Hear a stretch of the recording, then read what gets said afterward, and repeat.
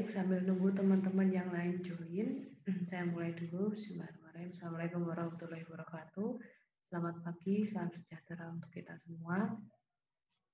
Semoga teman-teman sehat selalu. Oke. Untuk minggu lalu, saya sudah mereview judul-judul yang kalian kirimkan. Semoga berkenan, semoga sesuai dengan keinginan kalian ya.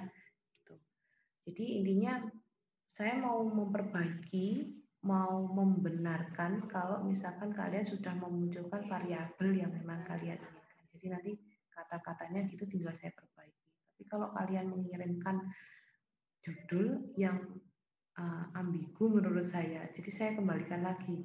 Ini variabelnya belum jelas kayak gitu. Jadi saya kembalikan biasanya kayak gitu. Nah yang untuk minggu ini saya rasa cukup 2 minggu cukup untuk membahas judul. Kita lanjutkan progresnya untuk penulisan bab 1. Nah, minggu lalu kan saya sudah memberikan cara penulisan ya untuk yang bab 1 ya. Untuk di kelas ini kayaknya saya belum membahas. Sebentar ya.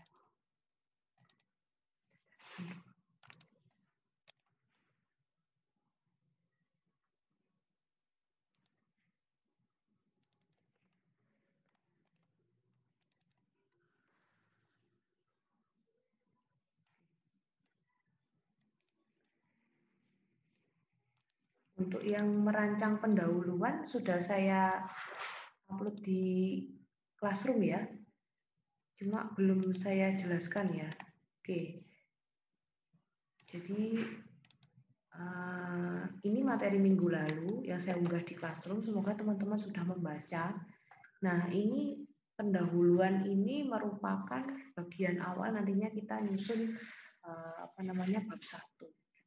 Setelah kita membuat judul ya, kan ranahnya biasanya kalau untuk sipil lebih ke kuantitatif atau biasanya ke deskriptif atau eksperimen. Jadi nantinya kita bahas ini dulu tentang pendahuluan. Jadi langsung menyusun bab 1-nya gitu ya. Jadi nantinya perlu adanya review penulisan proposal. Kita di awal menentukan dulu jenis pendekatannya. Kalau kalian sudah membuat judul, berarti teman-teman nanti pendekatan penelitiannya biasanya pakai kuantitatif ya. Kan kalau sudah menentukan judul berarti pakai kuantitatif. Kemudian menyusun tinjauan pustaka sementara. Ini tinjauan pustaka sementara ini maksudnya kalian kan biasanya kalau sudah membuat judul pasti sudah membaca-baca jurnal untuk menentukan variabel-variabel yang akan kalian gunakan.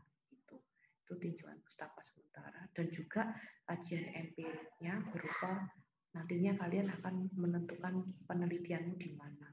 Itu. Nah, kegunaan pendahuluan penelitian ini saya ngutip dari Wilkinson di tahun 91 di halaman 96. Jadi pendahuluan itu merupakan bagian penulisan yang berisi informasi awal terkait penelitian atau riset. Kemudian untuk tujuan pendahuluan, untuk membangun kerangka penelitian agar pembaca dapat memahami informasi awal dan mengetahui keterhubungan dengan penelitian lainnya. Jadi kalau nanti kalian membuat pendahuluan penelitian, ini utamanya latar belakang ya. Jadi satu latar belakang itu wajib ada kajian empirik, kajian teoritik, kemudian nanti baru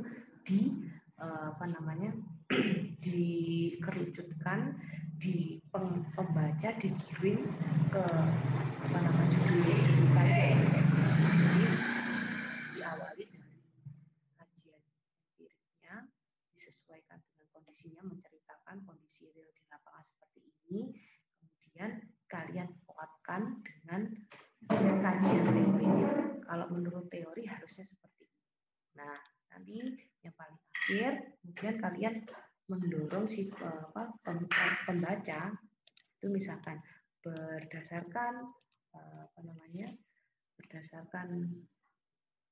latar belakang di atas, peneliti mengambil judul ini, melaksanakan penelitian dengan mengambil judul ini misalkan seperti itu. Jadi harus ada di satu latar belakang, di dalamnya ada kajian empirik dan kajian teoretik, kemudian keterhubungan tersebut yang akhirnya outputnya dikaitkan dengan judul tersebut. Nah, langkah awal penulisan pendahuluan. Jadi ada 6 ya. Yang pertama, tentukan keyword dari gagasan yang akan ditulis. Jadi kesemuanya kalian harus paham variabel yang termuat yang nantinya di judulmu, kemudian tahapan-tahapan penting nantinya yang akan dilakukan di penelitian. Misalkan kalau kalian ngambil simpang bersinyal seperti itu. Kan kalau di judul kan ngomongnya simpang bersinyal ya, tapi kalau kalian buat keyword penelitian kan tidak simpang bersinyal, tapi biasanya normalnya ya pakai LHR, kemudian apa ya namanya, simpang bersinyal itu biasanya LHR, kemudian penciptaan, misalkan kayak gitu, kemudian pakai lalu lintas, misalkan kayak gitu. Jadi hal-hal penting apa yang nantinya kalian gunakan kata kunci untuk pembahasan kalian nantinya. Nah, keyword ini sendiri itu berguna nanti kalau kalian menulis kajian teori di bab 2. Gitu. Jadi usahakan kalau kalian nulis kajian teori itu tidak melebar kemana-mana. Kenapa? Mengingat satu skripsi itu maksimal paling enggak 70-75 halaman. Itu paling mentok, paling banyak. Jadi usahakan untuk kajian teori jangan terlalu banyak gambar dan jangan terlalu banyak melebar kemana-mana bahasanya. Sudah sesuaikan dengan keywordmu saja, gitu. Itu lebih mudah nanti. Jadi kalian harus paham gagasanmu yang akan ditulis nantinya apa. Itu langkah awalnya.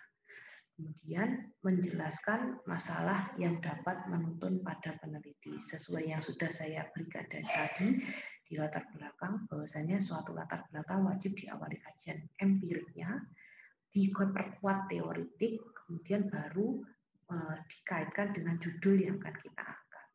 Kemudian yang ketiga, mereview literatur yang berhubungan dengan masalah tersebut. Jadi literatur ini yang dimaksud adalah jurnal-jurnal yang berkaitan dengan variabel-variabel pendukungnya gitu, dan buku-buku juga penunjangnya. Kemudian yang keempat, menunjukkan sejumlah kekurangan dalam literatur tersebut. Jadi kalau misalkan literatur, misalkan kajian empirik ya, ditemukan banjir yang sering terjadi saat penghujan, musim penghujan mengakibatkan jalan berlubang dan seterusnya di daerah ini, misalkan seperti itu. Itu kan literatur yang kajian empirik yang menunjukkan satu kekurangan. Nah, itu silahkan kalian tulis nanti di latar belakang. Itu sangat menunjang sekali. Yang kelima, menyatakan pentingnya penelitian bagi pembaca tertentu. Kalau ini maksudnya nanti manfaat bagi si pembaca gitu ya. Jadi manfaat penelitian itu tidak hanya misalnya kalau orang nulis manfaat penelitian 1, 2, 3. Tidak.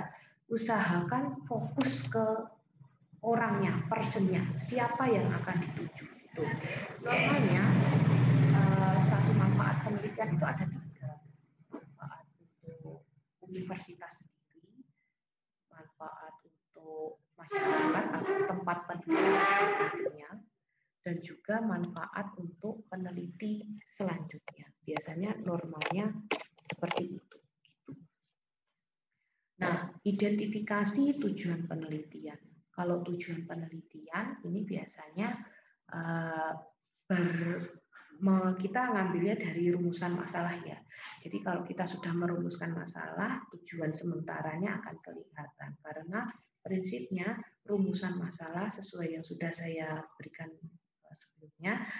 Biasanya kalau rumusan masalah akan diawali dengan kata tanya dan diakhiri tanda tanya. Kalau untuk tujuan hanya diawali dengan mengetahui, kemudian dilanjutkan sesuai dengan bagian dari rumusan masalah.